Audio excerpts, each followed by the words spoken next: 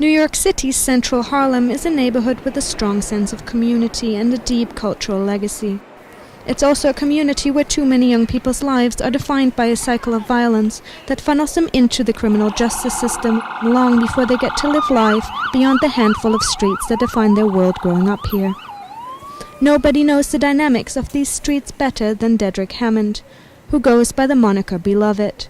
But Beloved hasn't always been beloved. Hammond used to be a shooter feared throughout Harlem. He spent 8 years in jail and was shot twice within an inch of his life.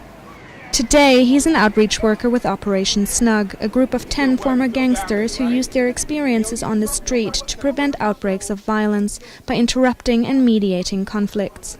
Like health workers containing a viral disease, they identify the most high-risk youth, take them under their wing, and change their patterns of thinking. Exactly.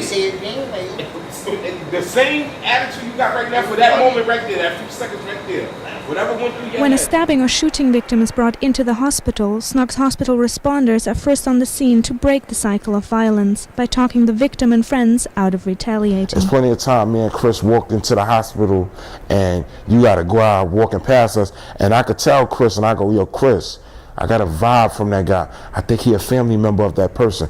Yo, he from 139th and 8th Ave. Boom, I go 139th and 8th Ave. I'm over there talking to the whole hood. I'm talking to his peoples, I'm talking to his family, I'm talking to his mother. Whoever will make a tear come to his eye, I'm talking to them too. Because the moment we get the part of knowing what he got feelings for, then we can begin this conversation and we start the process of healing.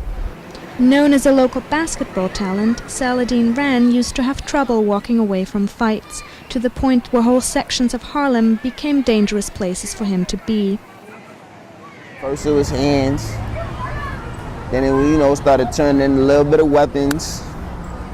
Next thing you know, started turning into guns. The team worked with Saladin for 3 years. He credits SNUG for saving his life at least once and for giving him the confidence needed to see a life beyond the microcosm of these blocks. I wish I would have recognized earlier, like, what's the bigger picture? You're gonna have respect your whole life but no job. How that look? Explain that to me. You're gonna have respect throughout Harlem, Brooklyn, Queens, wherever. But do you have an education? So we refer to them as disconnected youth. They're disconnected to their own educational attainment. They're disconnected to the possibilities of them not being a criminal and not having a relationship with the criminal justice system as a relationship that's normal.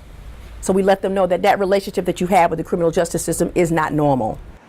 In New York City alone, some 12,000 people under the age of 18 enter the criminal justice system each year, the majority coming from low-income communities of color like this one. Those kids in Harlem who are eager to build a different future for themselves, SNUG connects to educational programs in the larger community, like those at the Mission Society. For all the others who are not quite there yet, SNUG continues to take their message to the streets.